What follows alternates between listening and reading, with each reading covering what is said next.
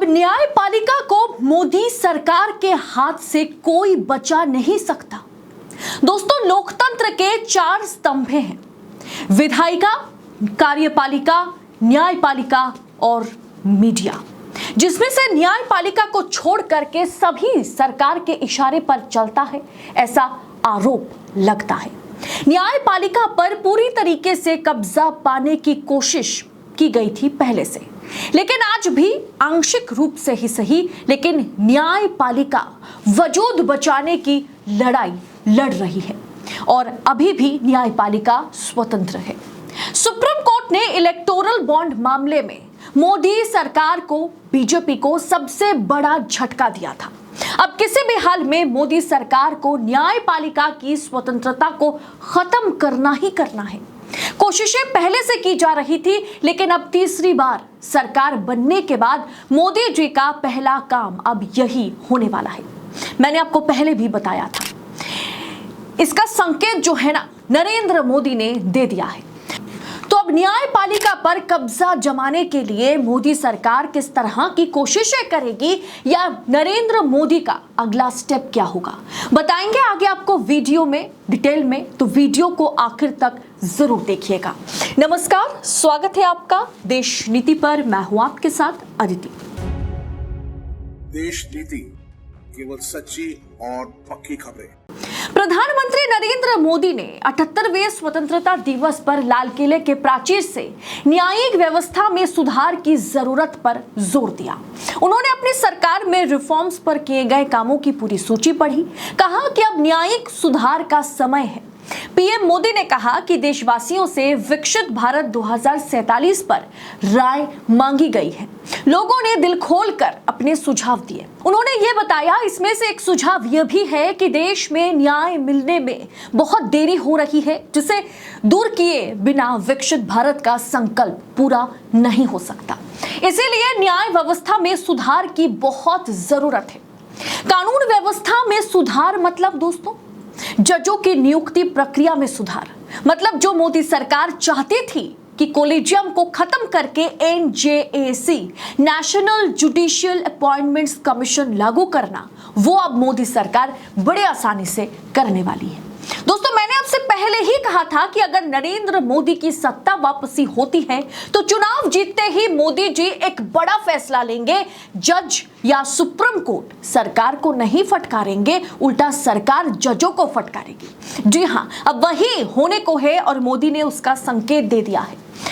2024 में अगर बीजेपी की सरकार आती है तो सबसे पहले लोकतंत्र का तीसरा स्तंभ हिल सकता है।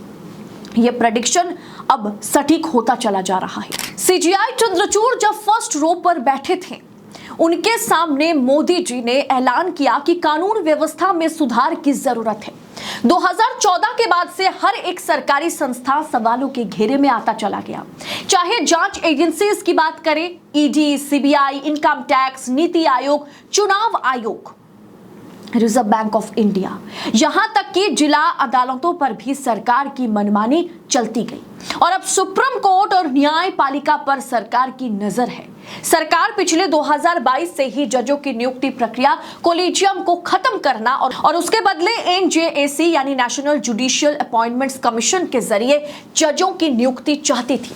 खुले मंच पर पूर्व कानून मंत्री किरण रिजिजू और chief justice of India DY Chandrachud में कोलिजियम को लेकर के बहस हुई कई मर्तबा। कानून मंत्री के कंधे पर बंदूक रखकर दरअसल मोदी जी खूब फायरिंग करी, लेकिन बाद में जब मामला बिगड़ता गया तो उनसे इस्तीफा मांगा गया कानून मंत्री से। सुप्रीम कोर्ट ने साफ शब्दों में तब भी कह दिया था कि न्यायिक नियुक्तियों पर नया कानून सरकार जो लाना चाहती है वो सुप्रीम कोर्ट नहीं चाहता। तब तक कोलिजियम सिस्टम ही कानून है, जब तक ना सरकार कोई ठोस कानून बनाती है। सुप्रीम कोर्ट ने साफ शब्दों में कह दिया था कि अगर कोलिजियम को खत्म करके NJAC लागू किया जाएगा तो उसमें न्यायपालिका की स्वतंत्रता जो है वो पूरी तरीके से खत्म हो जाएगी।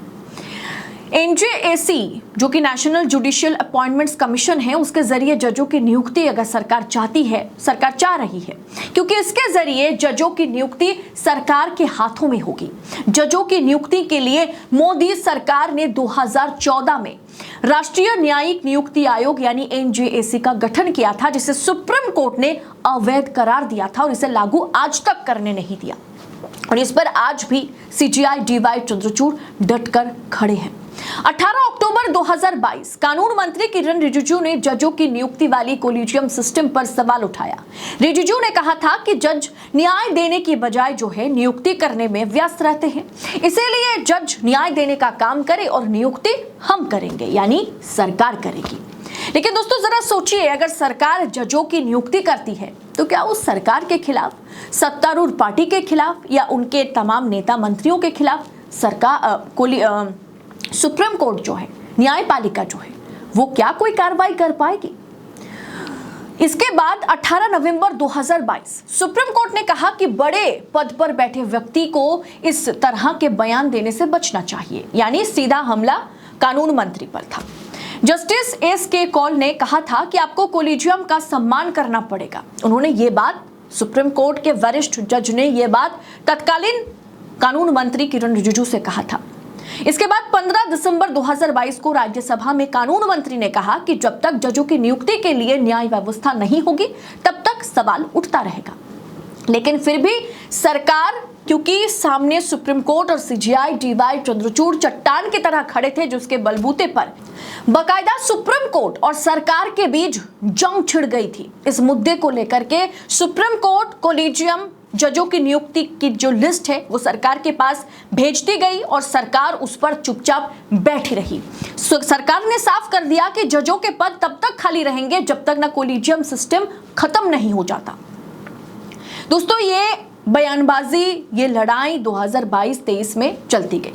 न्यायपालिका और सरकार में जो जंग, जो तकरार का माहौल बन गया था, उसके बारे में हर कोई जानता था, जिसके बाद कोलिजियम को लेकर के सरकार और कोई छेड़छाड़ नहीं करती है। लेकिन जब नरेंद्र मोदी की फिर से सरकार बनी है 3.0 मोदी सरकार बन चुकी है, भले ही बैसाखियों के सहारे पर हो, लेकिन सबसे पहला प्रहार जो है वो सुप्रीम कोर्ट पर, वो न्यायपालिका पर, वो जजों की नियुक्ति पर यानी कोलिजियम प्रोसेस पर किया जाएगा। अब मैं आपको बता देती हूं कि कोलिजियम और एनजेएसी में अंतर क्या है। कोलिजियम में सीजीआई समेत सुप्रीम कोर्ट के 5 वरिष्ठ जज होते हैं जो नियुक्ति, स्थानांतरण यानी ट्रांसफरेशन, तबादला और पदोन्नति यानी किसको प्रमोट किया जाएगा इस पर फैसला लेते हैं।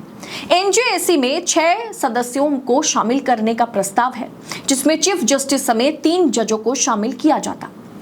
दूसरा, कोलिजियम में जजों की नियुक्ति प्रक्रिया में सरकार की कोई भूमिका नहीं होती है, जबकि एनजेएसी लागू होने पर जजों के नाम फाइनल करने की प्रक्रिया में सरकार मुख्य भूमिका में आ जाएगी। तीसरा, कोलिजियम में कई बार सहमति नहीं बनने पर 3:2 के नाम को फाइनल किया जाता है।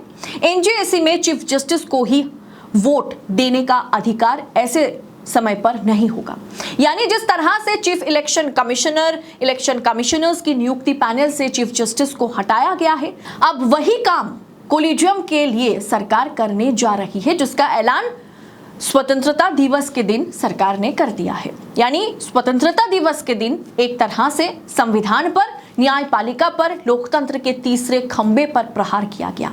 यानी दोस्तों कहीं ना कहीं न्यायपालिका की स्वतंत्रता को खत्म करना, न्यायपालिका को भी हाईजैक करने की कोशिश में सरकार है और उसका ऐलान भी कर दिया गया है। वैसे 2024 नवंबर तक यानी 2-3 महीने और सीजीआई डीवाई चंद्रचूड़ सीजीआई के पद पर रहेंगे। उसके बाद सरकार किसे सीजीआई अपॉइंट करने वाली है, ये एक बड़ा सवाल है।